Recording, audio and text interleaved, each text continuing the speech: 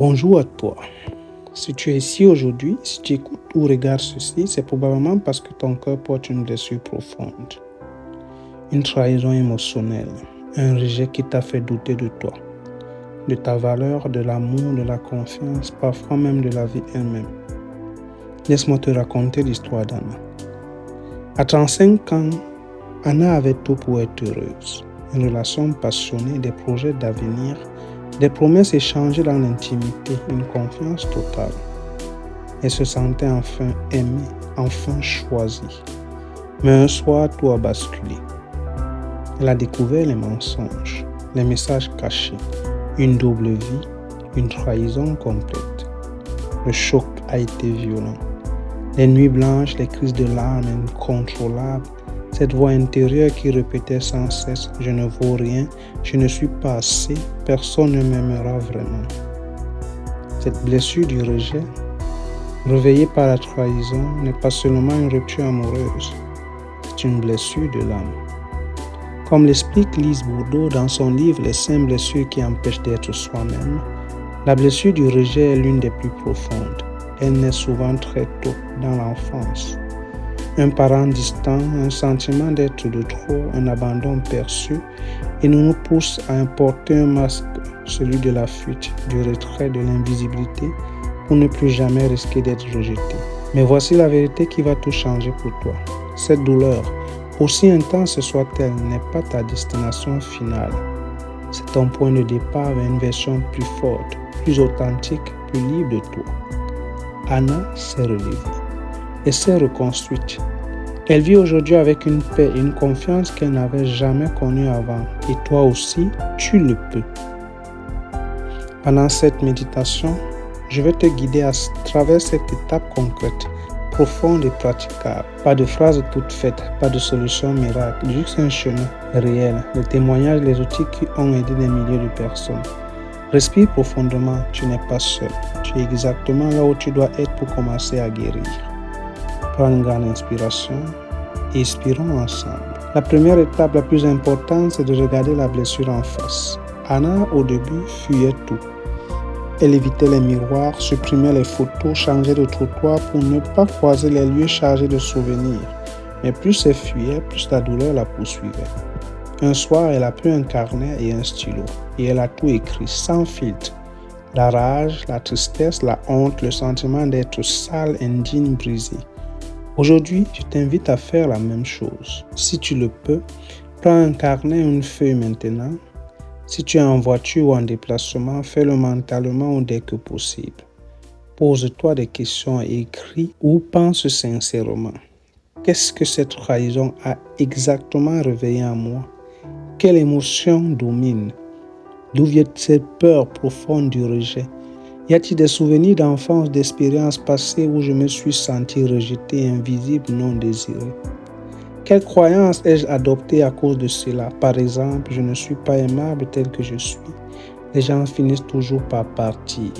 Si on me connaît vraiment, on me rejettera. Écris sans te censurer. Laisse couler. Pleure si les larmes viennent. C'est normal, c'est sain. Accueillir la blessure, c'est déjà commencer à la dissoudre. Reconnaître qu'elle existe sans jugement, c'est retirer 50% de son pouvoir à toi. Étape 2. Libère tes émotions refoulées. Une fois la blessure reconnue, il faut laisser les émotions sortir. Anna passait des soirées entières à bouillir intérieurement. Elle imaginait des confrontations, revivait les scènes en boucle. Puis un jour, elle a compris. Garder tout cela à l'intérieur, c'est comme garder du poison dans son corps. Elle a commencé par hurler dans sa voiture, fermer les fenêtres. Elle frappait les oreillers, elle dansait sa colère sur les musiques puissantes. Puis elle a écrit une lettre complète à son ex. Tout ce qu'elle n'avait jamais osé dire, la rage, la déception, la douleur. Elle a écrit les pages et des pages et ensuite elle a brûlé. Dans un bol sécurisé, elle a regardé les flammes consumer les mots, un rituel simple mais libérateur. Voici plusieurs outils que tu peux utiliser. Crie dans un coussin ou dans un lieu isolé. Écoute une playlist qui te permet d'exprimer la colère et la tristesse et bouge ton corps. Essaie la technique, Emotional Freedom Technique. Tape doucement sur les points du corps. sommet de la tête, coin des yeux, sous le nez, en répétant, même si je me sens profondément rejeté, je m'aime et je m'accepte complètement. Parle à un ami de confiance, dans un groupe de soutien en ligne ou à un thérapeute. Les émotions refoulées deviennent des chaînes.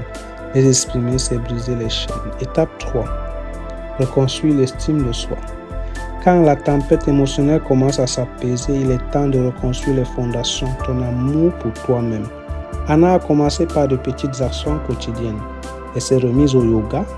Elle a repris des activités qu'elle aimait avant la relation. Elle a listé 50 qualités qu'elle aimait chez elle. Oui, 50. Même si au début, elle n'en trouvait que 5. Chaque matin, devant son miroir, elle se disait « Je suis digne d'amour. Je suis assez, exactement comme je suis. Voici ton plan d'action. » Fais la liste de tes forces, de tes talents, de tes accomplissements, même les plus petits. Pratique l'autocompassion. Parle-toi comme tu parleras à un ami cher qui traverse la même chose. Entoure-toi de personnes qui te valorisent vraiment. Éloigne-toi même temporairement de celles qui te rabaissent. Si possible, consulte un thérapeute. Petit à petit, la confiance revient. Comme un arbre qui repousse après une tempête, plus solide avec des racines plus profondes. Étape 4. Pardonner pour se libérer. Le pardon, ce mot qui fait souvent réagir. Anna au début refusait même d'y penser. Pardonner une trahison pareille, jamais. Mais avec le temps, elle a compris une vérité essentielle. Le pardon n'est pas une absolution pour l'autre. Ce n'est pas dire que ce qu'il s'est passé était acceptable. Le pardon, c'est un cadeau que tu te fais à toi-même. C'est lâcher le poids que tu portes pour l'autre. Anna a réalisé que son ex avait agi à partir de ses propres blessures, ses propres peurs. Pas une excuse, mais une explication qui permet de déposer la haine. Installe-toi confortablement, ferme les yeux si tu le souhaites. Visualise la personne qui t'a trahi à distance, respectueuse. Dis-lui intérieurement: ce que tu m'as fait m'a profondément blessé, mais aujourd'hui, pour ma paix, pour ma liberté, je choisis de te pardonner. Je choisis de libérer ma colère. Je te libère de ma colère et me libère moi-même.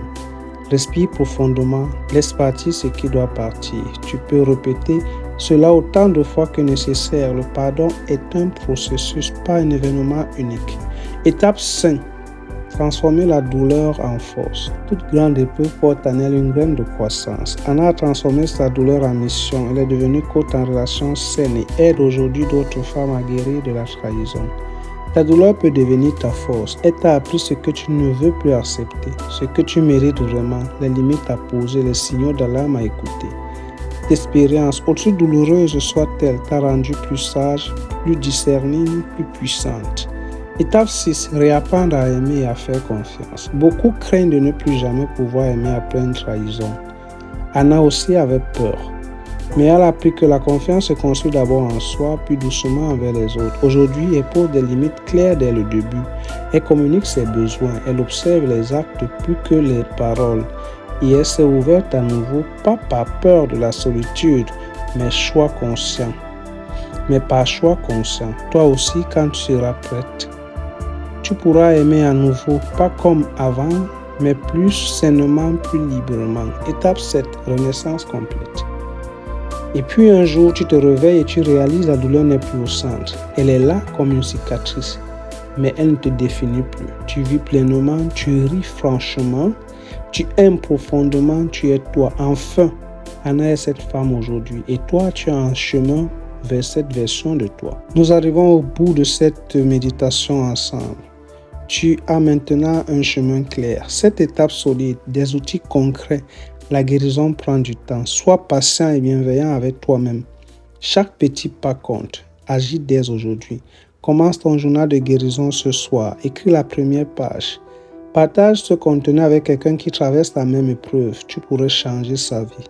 Abonne-toi et suis cette chaîne pour d'autres guidances profondes sur la guérison émotionnelle. Si la douleur reste trop lourde, n'hésite pas à consulter un professionnel, psychologue, thérapeute spécialisé en trauma relationnel.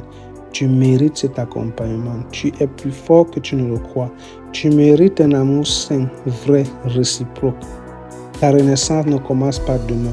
Elle commence maintenant. Merci d'avoir marché ce chemin avec moi. Je crois en toi. Brille.